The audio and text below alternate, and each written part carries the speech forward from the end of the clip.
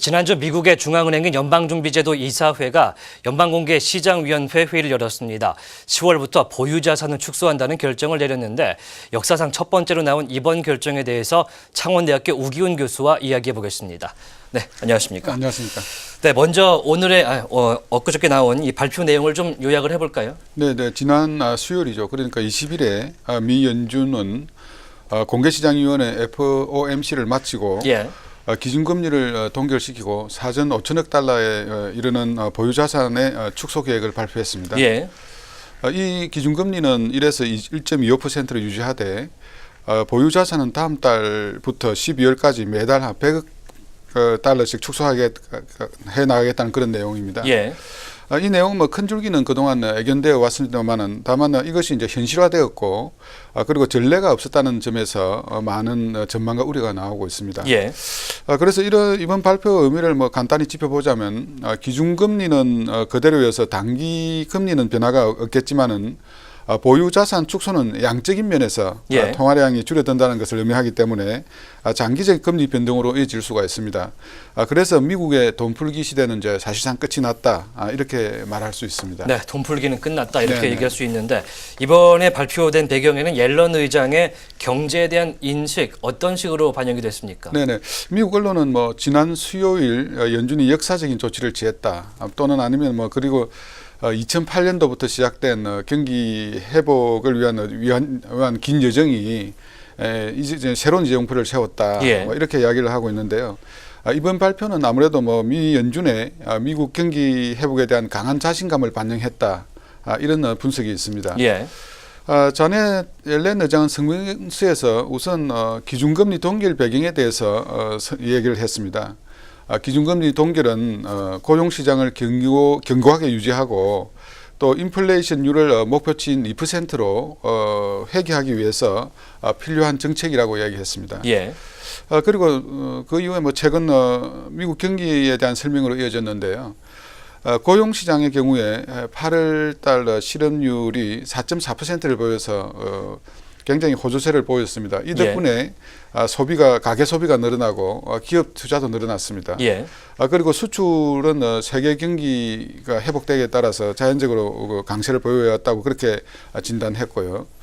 그리고 우려했던 그 허리케인 그 피해도 경험적으로 볼 때 이제 회복이 가능하다고 이제 얘기를 했습니다. 그리고 예. 유가 상승 같은 경우에도 일시적인 현상으로 그래 평가를 했죠. 그러니까 뭐 우리가 총수요 함수에서 볼 때 대부분의 항목들이 호조세를 보이고 있는 것이죠. 예. 문제는 인플레이션이다 이런 얘기도 있던데요. 그런데 이런 호조세도 불구하고 고는 인플레이션 그러니까 이제 가격 변동성이 높은 에너지나 아니면 식량 같은 그런 어떤 가격을 제외한 인플레이션율이 2% 밑돌고 있다는 데서 연준에 깊은 고민이 있는 것 같습니다. 예. 그래서 옐런 의장은 기자회견에서 올해 인플레이션율이 목표치를 밑도는 것이 미스터리하다. 그러니까 이상한 일이라는 거죠. 그리고 이어서 연준위원들도 이 현상에 대해서는 뭐 뚜렷이 그 이유를 안다고 이야기하지 않겠다. 예. 이런 얘기까지를 했습니다. 예. 그래서 그리고 이제 금리 인상에 대해서는 이번에는 기준금리를 동결하지만 미국 경제의 지속적인 회복이 전망되기 때문에 점진적으로 인상시킬 것이다 이렇게 또 이야기하기도 했습니다. 예. 미국 연준이 사상 최초로 자산을 축소하겠다 이렇게 발표한 건데 네네. 이 의미가 어떤 것인지 간략하게 부탁드릴게요. 그래서 미 연준이 지금 그 자산을 4조 5천억 달러를 보유하고 있습니다. 예. 사상 최대로 보유하고 있는 거죠. 지난 2009년 3월부터 2013년 10월까지 세 차례에 걸쳐서 양적 완화를 실시해서 뭐 국채뿐만 아니고 연방기관채라든지 주택저장채권 그런 MBS라 그러죠. 예. 여기에까지 투자를 해서 자산 보유 규모를 늘렸는데요. 그런데 이런 거는 사실은 뭐 시중에 있는 채권을 사들여서 돈줄을 푸는 그런 비전통적인 통화정책의 방식이었습니다. 예. 그리고 금융위기 전까지만 하더라도 사실 뭐 2007년도 말만 하더라도 그 규모가 7,500억 달러에 이제 불과했는데요. 그리고 더더구나 그 국고채로 대부분이 구성이 되어 있었습니다. 예. 그런데 지금 그 규모만까지 늘어났을 뿐만 아니라 주택 저장 채권, 그 MBS까지도 이제 편입하는 이제 극단적인 어떤 정책을 취해왔죠. 예. 그런데 지금은 이제 사정이 달라졌습니다. 아시다시피 이제 경기 회복 국면에 있고 이 경우에도 만약 자산 보유금을 그대로 유지하고 돈을 그대로 풀어놓는다면 자산 가격의 이제 급격한 상승이라든지 아니면 버블 그리고 그 종국적으로 가서는 어떤 시장 메커니즘에 악영향을 미칠 수 있다 이런 우려가 이제 가능한 거죠. 예. 그리고 정치적으로도 뭐 그동안에 뭐 그 브락 오바마 전 대통령이 재정 적자를 면하기 위해서 이런 어떤 금리 인하 정책을 폈다. 그러니까 그 초과 지불 준비금에 대한 이자 지급을 피하기 위해서 이자 때문에요. 예, 이자 때문에 이제 그렇게 했다. 그런 어떤 비판도 있었고요. 그래 이렇게 해서 여러 가지 사항을 고려해서 자산 규모를 점진적으로 축소하겠다고 결정을 한 모양입니다. 예, 기준금리 인하 얘기도 계속해서 나왔었는데 네네. 이 두 가지의 차이점이 뭘까요?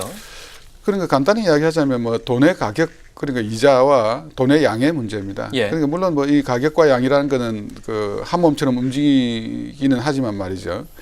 그래서 이제 연준이 보유자산 6,700억 달러를 줄일 경우에 기준금리 25 베이시스 포인트가 인상하는 효과가 있다고 그런 보고서도 있고요. 예. 그래서 결국에는 그 영향 차이는 쉽게 이야기해서 돈 가격은 기준금리를 바꾸면은 단기금리에 영향을 끼치게 되고 예. 돈의 양을 조절한다면은 단기금리보다는 장기금리에 영향을 미치게 되는 그런 결과를 가져오죠. 장기와 단기의 예, 그런 예. 차이군요. 네네. 알겠습니다. 지금까지 우기훈 창원대 교수와 이야기해봤습니다.